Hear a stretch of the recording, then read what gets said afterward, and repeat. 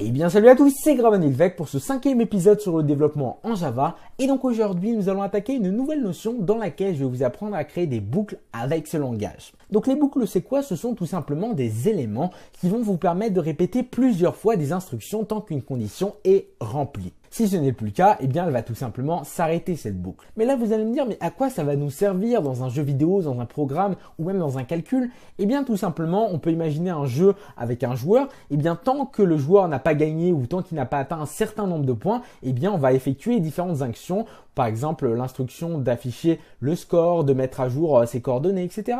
Tout ça, c'est possible et ça va permettre de faire énormément de choses. Également, pour un programme ou un algorithme, si vous souhaitez faire des calculs qui vous embêteront, grâce à la boucle for, la boucle while et toutes celles qu'on va voir aujourd'hui, vous allez pouvoir faire ce genre de choses. Ok? Si vous avez des questions, n'hésitez pas à les poser en commentaire et également, vous aurez un quiz disponible dans la description pour vous entraîner. Alors, je vais vous présenter la première boucle, c'est la plus fréquente, c'est la boucle for. La boucle for va s'exécuter pour une valeur jusqu'à une valeur. Par exemple, pour i allant de 0 à 100. Pour i allant de 7 à 2000. Ok? Donc pour créer cette boucle, c'est très simple. On va commencer par mettre for, on ouvre les parenthèses et là, on va devoir marquer trois choses. D'abord, la valeur initiale à laquelle je vais commencer à faire les tours. Donc par exemple, on va commencer la boucle à 0 avec une petite variable i. Ensuite, on va faire une condition qui va représenter tant que ma boucle doit s'exécuter. Par exemple, on va dire qu'elle s'exécute tant que i est strictement inférieur à 100. Mais là, vous allez me dire, mais ok, mais on l'a mis à 0, ça va pas fonctionner ton truc. Eh bien si,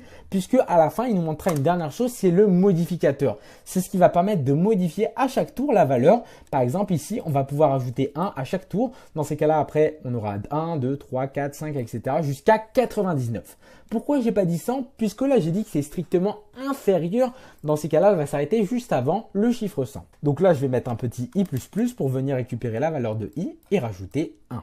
On va ouvrir les accolades et je vais vous faire un petit test pour vous montrer. On va mettre un message dans la console. Par exemple, ceci est le tour de boucle numéro. Et pour afficher le numéro, c'est très simple. On va afficher i, juste ici. J'exécute et là, vous allez voir ce que ça m'affiche. Parfait. Regardez, on commence avec le numéro 0, 1, 2, 3, etc. jusqu'à la valeur 99. Si je souhaite maintenant afficher jusqu'à 100, eh bien je vais dire que c'est strictement inférieur ou égal à 100. Donc je mets le petit égal et dans ces cas-là, je vais pouvoir exécuter et j'aurai le dernier chiffre qui s'appelle 100. Si vous souhaitez le commencer à 1, c'est la même chose. Au lieu d'y mettre 0, vous pouvez mettre ici 1. Ça ne change absolument rien à la cause et ça fonctionne parfaitement. Parfait. Maintenant, je vais vous montrer un deuxième type de boucle. Donc, j'espère que vous avez compris ce système. C'est la boucle la plus simple et la plus utilisée. Donc, c'est très important que vous la compreniez bien. Ensuite, vous avez la boucle for each qui s'exécute pour une liste de choses qu'on a. Par exemple, vous savez, dans la dernière vidéo, on a vu comment créer des tableaux avec différentes valeurs qui étaient à l'intérieur. Et bien, par exemple, pour chacune de ces valeurs, on pourra faire des actions. Par exemple, on pourra les afficher dans la console pour tester. Donc, pour cela, on va faire une boucle for. Entre parenthèses, on va mettre ce qu'on veut récupérer. Par exemple, ici, c'est un tableau de string. Donc ici, je vais mettre string. On va l'appeler, par exemple, str. 2 points. Et là, je vais mettre qu'est-ce que je veux récupérer. Chacun des éléments, par exemple, du tableau, en écrivant ici pseudo. Si maintenant, j'affiche str, je devrais pouvoir récupérer chacun de mes éléments. Donc str cible un élément de mon tableau. Donc à chaque élément, ça va venir me le mettre en console. Donc j'exécute à nouveau. Et là, regardez. Hop, Gravenilvec, Faden, Voon, etc., etc. Donc ça fonctionne très bien. Pourquoi ça m'affiche deux fois mon pseudonyme? Tout simplement car à la ligne 19, je l'avais déjà affiché une fois en récupérant la valeur numéro 0. Donc si maintenant on exécute, normalement ça devrait bien afficher tout ce qu'il faut. Parfait. Donc vous voyez, là la boucle for each est vraiment très simple et vous vous en servirez automatiquement quelque part. On peut le faire sur autre chose aussi qu'un tableau de string, de chaîne de caractères. Par exemple, sur des entiers, pour faire un calcul de moyenne, par exemple, on va faire une variable calcul qui sera égale par défaut à 0. Juste au-dessus, je vais faire un tableau avec les notes d'une personne, par exemple.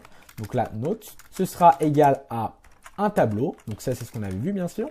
Je vais mettre 4 notes. Donc par exemple, 7, 8, 12 et 2. Parfait. Et à partir de chacune de ces notes, je vais pouvoir faire, par exemple, différentes actions. Donc, pour chacune des notes, ça va l'ajouter au calcul. Et on peut imaginer qu'à la fin, ici, on a le résultat du calcul. Donc, le résultat, ou plutôt la moyenne de la personne est 2. Et là, on pourra afficher, par exemple, sa moyenne, qui est tout simplement le résultat du calcul. Parfait. Donc là, ce sont plus des chaînes de caractères qu'on va mettre, ce sont des entiers. On va l'appeler, par exemple, note. voilà, sans S, 2 points, et là je vais récupérer toutes les notes qui correspondent à mon tableau. Donc si maintenant, à chaque tour de boucle, je récupère la note et que je l'ajoute au calcul, dans ces cas-là, je vais faire calcul égale calcul en rajoutant la note, plus note, et bien à la fin, je devrais avoir ici le total de points que j'ai récupéré. Mais là, le problème, c'est que je ne vais pas avoir la moyenne puisqu'il faut le diviser par le nombre de notes. Donc ça, on avait vu ça pour le tableau. On a la fonction .length qui permet de compter combien on a d'éléments là-dedans. Donc il suffit simplement de récupérer le nombre de points et le diviser par note.length. Et là, on aura la moyenne de nos différentes notes. Parfait. On va exécuter. Et là, regardez, la moyenne de la personne est de 7. Si maintenant, je lui mets ici 12, 18, 17 et par exemple 20, normalement sa moyenne aura un peu changé. Voilà, la moyenne est de 16. Parfait.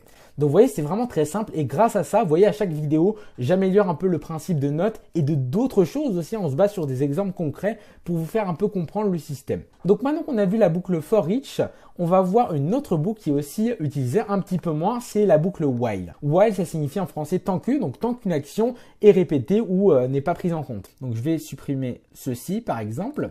Et là, on va par exemple faire une condition tant que on a, je sais pas moi, on va faire un entier qu'on va appeler 0. Tant que i est strictement et pas égal à 7 par exemple, on répète la boucle. Donc là, je vais faire while. Entre parenthèses, je vais mettre la condition. Donc là, je vais faire que ma boucle va se répéter tant que i n'est pas égal à 7. Donc j'exécute une fonction. Par exemple, je vais faire, ici, je vais afficher comme message fromage. On exécute et là, regardez. Ma boucle, elle va continuer à s'exécuter puisque là, il n'y a aucune modification et la valeur n'est pas de 7. On va faire un petit test pour vous montrer que c'est bien la valeur de 7 qui n'est pas prise. Hein. Là, on aura 0 normalement. Donc, je vais mettre un petit i. J'exécute et là, normalement, on voit que c'est 0. Si maintenant, je modifie la valeur de 0 à chaque tour, par exemple, à chaque tour de boucle tant que, on va faire par exemple i++. Dans ces cas-là, à un moment donné, on devrait arriver à 7. Donc, j'exécute et là, regardez, on est bien arrivé à 7. Je vais mettre un peu plus, par exemple, je sais pas moi, 300. Parfait. Et là, ça fonctionne. Parfait. Donc voilà un petit peu comment ça fonctionne le système de boucle hein, globalement. Vous voyez, c'est vraiment très simple. Si vous souhaitez également faire une boucle qui ne s'arrête jamais, ça peut vous arriver. Bien, pour une boucle ici, on va mettre une condition qui ne changera jamais. Par exemple, while true. True, ça ne changera jamais, c'est toujours vrai.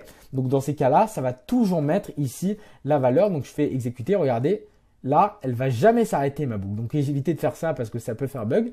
Et pareil pour la boucle for. Si vous souhaitez faire une boucle for infinie, on va mettre for. Ici, on va mettre simplement 2 points virgule. Et là, on va mettre notre message, par exemple, fromage, test. Et là, ça devrait spammer. Donc je vais enlever cette deuxième boucle, sinon ça va vraiment faire bugger. Parfait. Et là, ça fonctionne parfaitement. Donc voilà un peu les principes de boucle basiques qu'on peut avoir. Je vais vous montrer également la dernière boucle, c'est le while, le do while. Donc c'est un peu moins utilisé, mais c'est bien aussi que vous le connaissez pour vos programmes, hein, ça peut toujours être utile. Donc le do while, en fait c'est comme le while qu'on a fait, sauf qu'il va s'exécuter au moins une fois. C'est-à-dire que le while, si je lui dis que comme tout à l'heure ça s'exécute 0 fois, eh bien il ne va pas s'exécuter. Alors que le do while va essayer d'abord et après va faire le test. En gros, ce qu'il faut retenir, c'est qu'on aura au moins un tour de boucle puisque le test se fait à la fin. Ok ? Donc ici, pour faire un do while, c'est très simple. On va faire ici do. On ouvre les accolades. On va mettre nos instructions ici. Par exemple, je ne sais pas, on mettra fromage de chèvre. Voilà. Et c'est là où on va mettre le while. Donc ici, je vais mettre while. On va mettre notre condition à ce niveau-là. Par exemple, je vais vérifier que, je sais pas moi, as phone, not as phone, par exemple. Donc tant que la personne n'a pas son phone, donc là, on est sur false. Dans ces cas-là, à la fin, on met un point virgule. Et là, regardez, mon do while est fait. J'exécute. Et là, regardez, ça s'exécute parfaitement. Parfait.